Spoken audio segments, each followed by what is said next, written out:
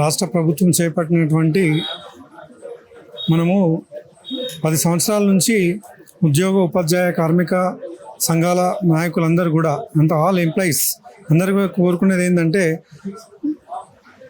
దాచుకున్నటువంటి employees pension బిల్లులే కానీ దాని తర్వాత దాచుకున్న జీపీఎఫ్ అమౌంట్సే కానీ హెల్త్ కార్డు విషయంలో కానీ దాని తర్వాత డిఏలు దాని తర్వాత పిఆర్సి బకాయిలు ఇవన్నీ కూడా చెల్లించాలని రాష్ట్ర ప్రభుత్వానికి విన్నవించుకుంటున్నాము. అయినప్పటికీ రాష్ట్ర ప్రభుత్వము ఎట్ ఏ టైం అంటే ఈ తెలంగాణ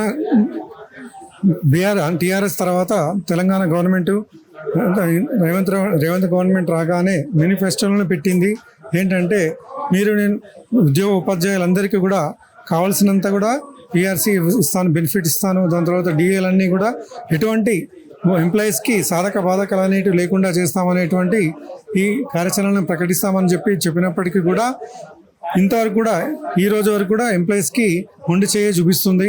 దాని తర్వాత రీసెంట్గా ఒక 2 వీక్స్ బ్యాక్ ఉప ముఖ్యమంత్రి సమక్షంలో అధికారులందరినీ పిలిపించి వాళ్ళతో మాట్లాడడం జరిగింది.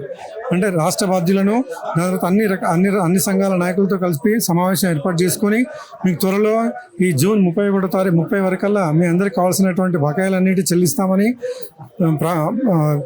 ప్రమాణం చేసినప్పటికీ కూడా ఈ రోజు వరకు కూడా ఒక్క పైసా కూడా ఇటువంటి కూడా చెల్లించకపోవడం, అంతేకాకుండా కొన్ని సంవత్సరాల నుంచి పెండింగ్లో ఉన్నటువంటి బిల్సే కానీ అంటే పెండింగ్ బిల్స్ అనేది సమస్య అనేది చాలా తీవ్రంగా ఉంది. అంతేకాకుండా కేవలం ఇప్పుడు రాష్ట్ర ప్రభుత్వం ఎట్లా తయారైందంటే జీతాలు తప్ప మిగతా అన్నీ కూడా అన్ని రకాలైనటువంటి ఉపాధ్యాయులకు కావాల్సినటువంటి వసతులన్నింటిని పక్కన పెట్టి చాలా తీవ్రమైనటువంటి దానిలో ఉంది. మాట్లాడితే ఎందుకు ఇలా పరిస్థితి ఉంది అంటే ఖజానా ఖాళీగా ఉంది కాబట్టి కొద్దిగా ఓపిక పట్టాలని నేను చెప్తున్నారు. ఈ ప్రభుత్వం వచ్చి కూడా సంవత్సరం దాటుతున్నప్పటికీ కూడా ఇంకా దీన్ని కాలయాపన చేస్తున్నారు. కాబట్టి దీనికి విపరీతమైనటువంటి దానిలో ఇప్పుడు జేఏసీ ప్రకటించుకొని 33 జిల్లాల నాయకులు అన్ని ఆల్ ఎంప్లాయీస్ నాట్ ఓన్లీ ఒక టీచర్స్ అనే కాకుండా అన్ని రకాల సంఘాల నాయకులందరూ కలిసి అంటే టోటల్గా 2 లక్షల 3 లక్షల దాకా సంఘాల నాయకులందరూ కలిసి పెద్ద ఎత్తున రేపు జరగబోయే జూన్ 9వ తారీఖు రోజు పెద్ద ఎత్తున ఇందిరా పార్కే కానీ లేక సరూర్ స్టేడియమే కానీ లేకుంటే ఇందిరా పార్కే కానీ పెద్ద ఎత్తున ప్రభుత్వానికి వ్యతిరేకంగా పెద్ద ఎత్తున ధర్నా చేయాల్సినటువంటి అవకాశాన్ని రాష్ట్ర ప్రభుత్వం కల్పిస్తుంది.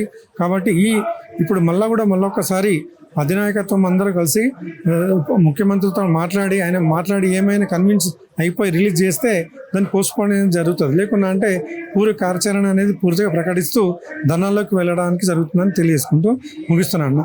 నేను డెమోక్రాటిక్ టీచర్ ఫెడరేషన్, నా పేరు వినోద్ కుమార్, అధ్యక్షుడు. Thank you. ఈరోజు 4వ తారీఖు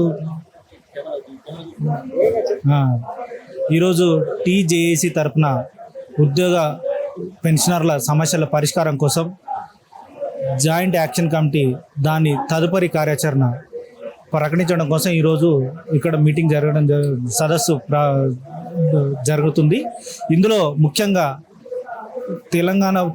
తెలంగాణలో కాంగ్రెస్ ప్రభుత్వం ఏర్పడినప్పటి నుంచి సంవత్సర కాలంలో ఏవైతే పెండింగ్ సమస్యలు అయితే ఉన్నాయో డిఏ ఏరియర్స్ కానీ లేకుంటే జీత భత్యాలను పెంచడం కానీ పిఆర్సి సవరణ కానీ లేకుంటే 317 కానీ ఇట్లాంటి చాలా సమస్యలపైన ప్రభుత్వం క్యాబినెట్ సబ్ కమిటీ వేసినప్పటికీ దానిలో ఏ రకమైన పరిష్కారం కనుక్కోని పక్షంలో చర్చలకు పిలిచిన తర్వాత దాంట్లో ఏ రకమైన పరిష్కారం లేని పక్షంలో తదుపరి కార్యాచరణని పెద్ద ఎత్తున నిర్వహించడానికి అన్ని భాగస్వామ్య సంఘాలు 206 సంఘాలు కలిపి వారి అధ్యక్ష కార్యదర్శులు అందరూ సమావేశాన్ని అందులో భాగంగానే నేను కూడా పాలిటెక్నిక్ లెక్చరర్స్ అసోసియేషన్ ప్రెసిడెంట్గా ఈ సదస్సుకు హాజరైనాను. ఇందులో ముఖ్యంగా తీర్మానాలు చేసింది ఏంటంటే 317 సమస్యను వెంటనే పరిష్కారం చేయాలి, మరియు సిపిఎస్ను రద్దు చేసి ఓపీఎస్ను పునరుద్ధరించాలి, డిఏ బిల్లులను దఫాల వారీగానైనా మంజూరు చేస్తే కనీసం వాళ్ళు జమ చేసుకున్న పిఎఫ్ల డబ్బులైనా వాళ్ళ అవసరాలకు పనికొస్తాయన్న ఉద్దేశంతోనో గట్టి ప్రయత్నం చేయాలని అన్ని భాగస్వామ్య సంఘాలన్నీ ఏకతాటిపైకి వచ్చి ప్రభుత్వంలో కదలిక వచ్చేంత వరకు వారి నిరసన కార్యక్రమాలని శాంతియుతమైన మార్గంలో నడిపించి మన ఉద్యోగుల పెన్షనర్ల సమస్యలకి ఒక పరిష్కారం కనుగొంటారనే ఉద్దేశంతోన తదుపరి కార్యాచరణ అంటే జూన్ 9వ తారీఖు అన్నగారు ఏలూరు సీనన్నగారి ఆధ్వర్యంలో మహాధరణను ప్లాన్ చేయడం జరిగింది. అంతకంటే ముందే జిల్లాల వారీగా కూడా ధర్నాలు లంచ్ అవర్ డిమాన్స్ట్రేషన్లు జరగడానికి గురించి వాళ్ళు ఈరోజు కార్యాచరణలో చర్చించడం జరిగింది. దానిపైన ఏ రకమైన ఆదేశాలను ఇచ్చినా కూడా పిఎల్ఏ తరపున మద్దతు ప్రకటిస్తూ మేము అన్ని కార్యక్రమాల్లో చురుగ్గా పాల్గొని ప్రభుత్వం నుంచి రావాల్సిన బకాయిలను కానీ ఫైనాన్షియల్ నాన్ ఫైనాన్షియల్ ఏవైనా పెండింగ్లో ఉన్న సమస్యలన్నిటికీ పరిష్కారం కనుగొనేదాకా మేము అవిశ్రాంతంగా పోరాడతామని తెలియజేస్తున్నాం. Thank you. ఈరోజు జేఏసీ మీటింగ్, ఉద్యోగుల జేఏసీ మీటింగ్లో దాదాపుగా ఇప్పటికీ ఎంప్లాయీస్ 57 డిమాండ్స్ ఉన్నాయి. అందులో ఆర్థికానికి సంబంధించిన విషయాలు ఉన్నాయి, ఆర్థికేతర సంబంధ విషయాలు ఉన్నాయి. చాలామంది ఇప్పుడు ఎంత అన్యాయం అంటే 30 సంవత్సరాలు డిపార్ట్మెంట్కి సేవ చేసి గవర్నమెంట్ సర్వీస్ చేసి రిటైర్ అయిన తర్వాత కనీసం సుఖంగా ఉండడానికి పరిస్థితులు లేకపోతే చాలా ఇబ్బందులు పడుతున్నారు మా సీనియర్ సిటిజన్స్ అందరూ. అలాగే ఓపీఎస్, సిపిఎస్ అని చెప్పేసి ఎన్ని ఉద్యమాలు చేసినా కూడా మేనిఫెస్టోలో పెట్టి చేస్తుంది అనుకొని 1000 కళ్ళతో ఎదురు చూస్తున్న ఉద్యోగులకు ఆశలు నెరవేర్చాలని ఈ కాంగ్రెస్ గవర్నమెంట్కి మేము వేడుకుంటున్నాం. నెక్స్ట్, దేశంలో ఎక్కడ లేని విధంగా మనము తెలంగాణ ధనిక రాష్ట్రం అని అంటున్నారు. 1.5 సంవత్సరం అయిపోయింది, మాకు 5 డిఏలు పెండింగ్ ఉన్నాయి. కనీసం ఇప్పటి నుంచి వచ్చే డిఏ అయినా పెండింగ్ త్వరితగతిన ఇంప్లిమెంట్ చేస్తూ ఉద్యోగులకి అట్లా బయట జీతం అన్న కరెక్ట్ పడుతుందా నెలకు ఫస్ట్ తారీఖు?